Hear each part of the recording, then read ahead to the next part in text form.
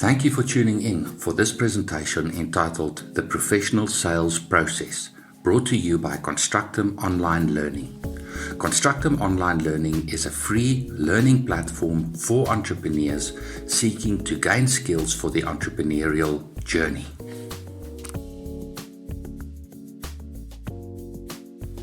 You have an idea for a product or service. You've done the research and established that there's indeed a demand for your product or service. You know who your prospective customers are, their preferences. You have a clearly defined customer profile, those whom you are going to target. You understand the marketplace, your competitors, and have developed your edge, your competitive advantage. You've run the numbers and are confident that you have a financially viable business model. You have the financial resources with which you are going to launch your business. You've set up a private company and have ensured that you are registered with a receiver of revenue. You have the people, processes, and policies in place for the business to operate successfully. What now? Now you have to start selling. You have to get your bum in the seat across from the customer. You have to get the customer to open the door for you, to answer the phone, to respond to your email. You have to get the customer to come into your store, to visit your website. Everything you have done thus far will come to naught if you cannot make sales. How do you start selling? You start by developing and implementing your professional sales process. Regardless of what type of business you have, you must develop and strictly implement a clearly defined sales process across your business. Why? Why a professional sales process? The first impression that the prospective customer has of your business is when you or your salespeople first approach the customer. That first encounter sets the tone. You have one shot at this. Don't underestimate the importance of first impressions. Your business image. What do you stand for? What are your key values? How do you want the marketplace to see you? Your business. You can only align your sales process to these important business imperatives if you have a clearly defined professional sales process. Financial viability. You completed your financial plan and forecast to assess the viability of your product idea and the feasibility of your business model. But all of this is contingent on you making sales. To achieve your financial objectives, you must first achieve your sales objectives. What are the steps in your professional sales process? How many sales calls must you make to get one face-to-face meeting with a prospective customer? How many first, second, third meetings must you have to do one quotation? How many quotations must you produce to make one sale? A professional sales process allows you to set goals and measure the progress you are making towards achieving your goals.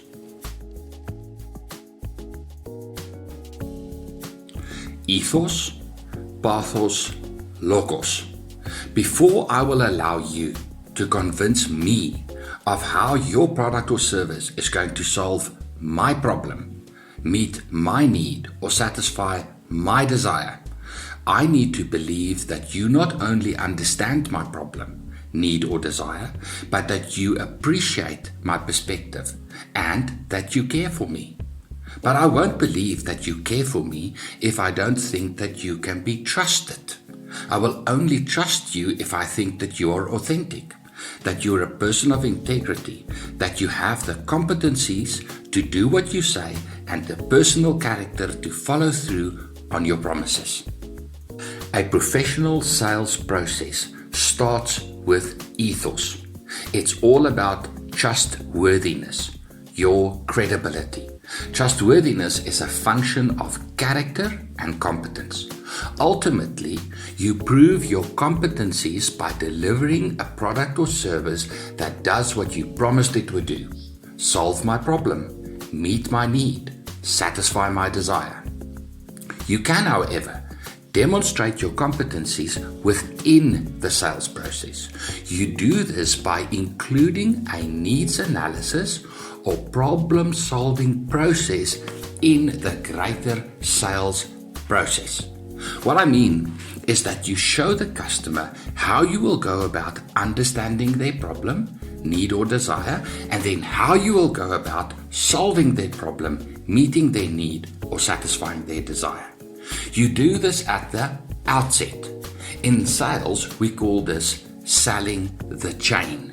You disclose to the customer exactly how you will analyze their need and then how you will arrive at your recommendation.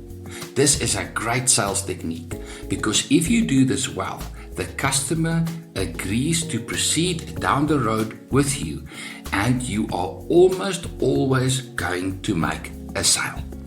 Even if you don't make a sale, you can learn a great deal about your customers' needs in the process and refine your product and or sales process for better results in the future. The other part of trustworthiness is all about character. That takes time. It takes time to develop a relationship. Your first sales will be the hardest because you need to put in the time to develop relationships. That's tough because you are on the one hand excited about your business and want to get going, and on the other hand you feel the pressure of getting sales. At this point, many salespeople fail. They fail because they don't have the resilience to persevere, and they fail because they become hard sellers, pushing the customer into a sale, which in almost all cases will result in failure. Successful salespeople spend the majority of the sales time establishing credibility and trust with the customer before moving on to the next phase, which is pathos. Listen carefully to me, please. Successful salespeople spend up to 80% of their sales time and effort on ethos. Yes, up to 80% of their time on ethos. Unsuccessful salespeople skip ethos and spend most of their time on the third stage, which is logos. You will see what I mean in a minute. Next, we have pathos. It's all about showing empathy, showing that you not only understand but appreciate the perspective of the customer.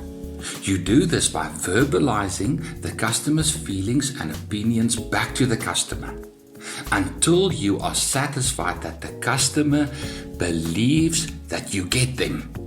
The worst thing I see salespeople do is to take their laptop or smartphone to a customer meeting. They literally put a screen between themselves and their customer. Really? Seriously? You want to do that? Come on. You want to remove every possible thing between you and the customer. You want to get next to them on their side of the table. I prefer to take a paper and pen and to sit next to the client. I ask them to scratch on my paper presentation.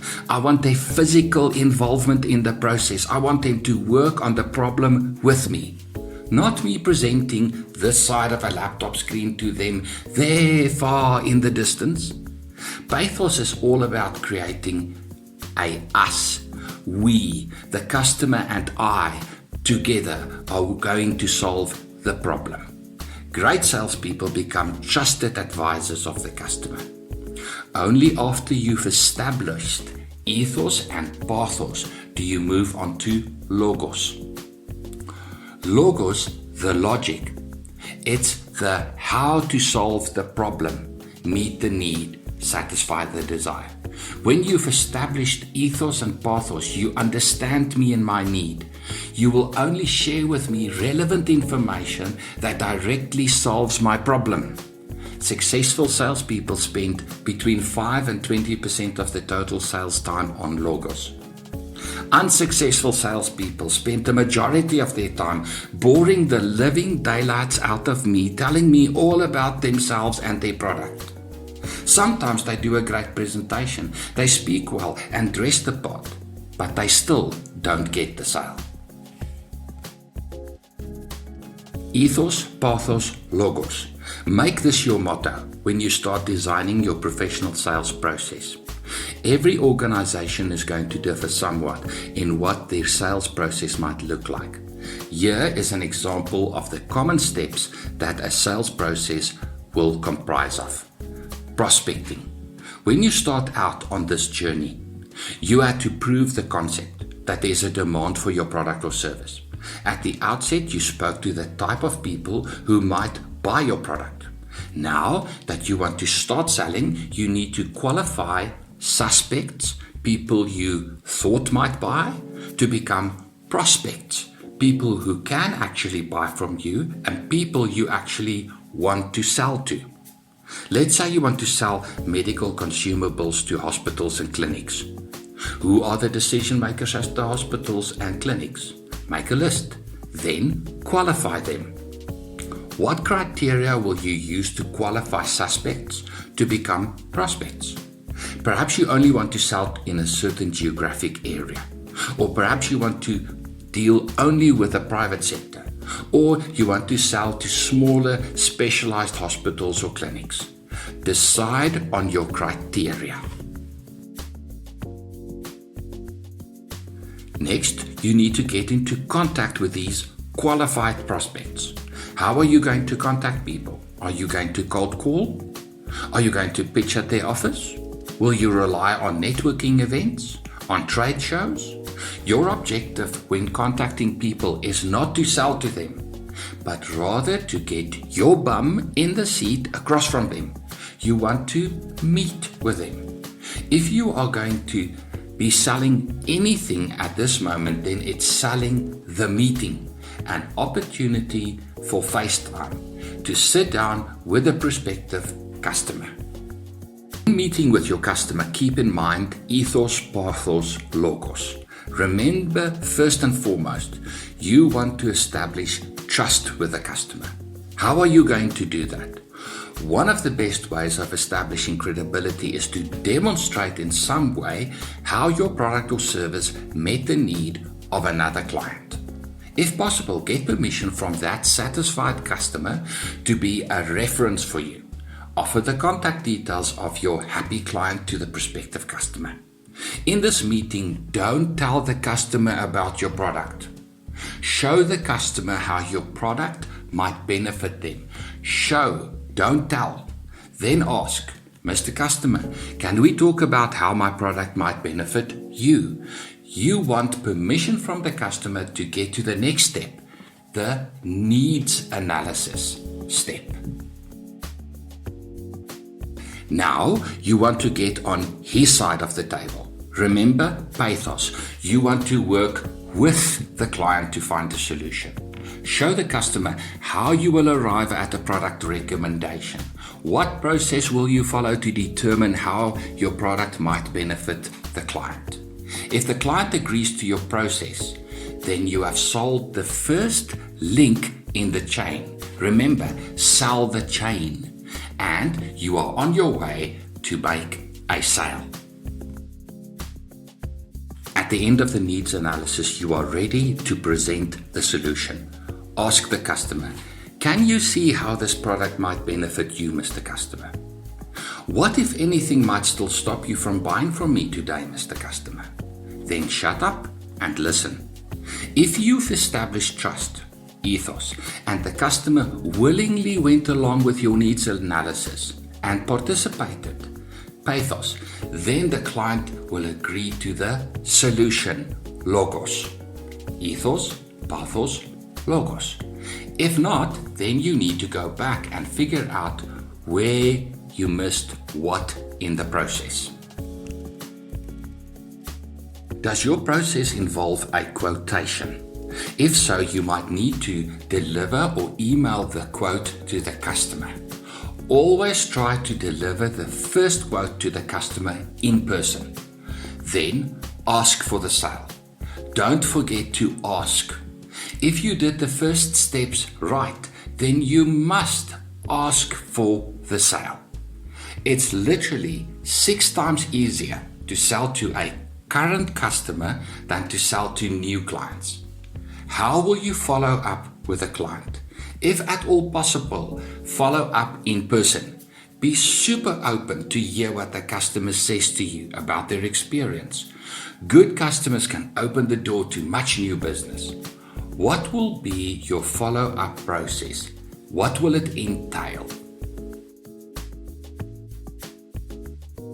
I presented Ethos Pathos Logos in a linear fashion. But life is not exactly a straight stripe, is it? You always come across curveballs in sales. It's best to see Ethos Pathos Logos as an upward spiral that underlie the entire sales process. In a relationship with your client, you go Ethos Pathos Logos and then repeat over and over in an effort to deepen the relationship. Having established your basic sales process, you must now generate sales activity targets. It's no good having sales targets without setting sales activity targets. How many prospects must you qualify in a day, week, or month to meet your sales targets? How many calls? How many first meetings? How many needs analysis must you do? How many sales pitches? For you to stand any chance of meeting your sales revenue targets, you need to understand the sales ratios, the activities, and set specific sales activity targets.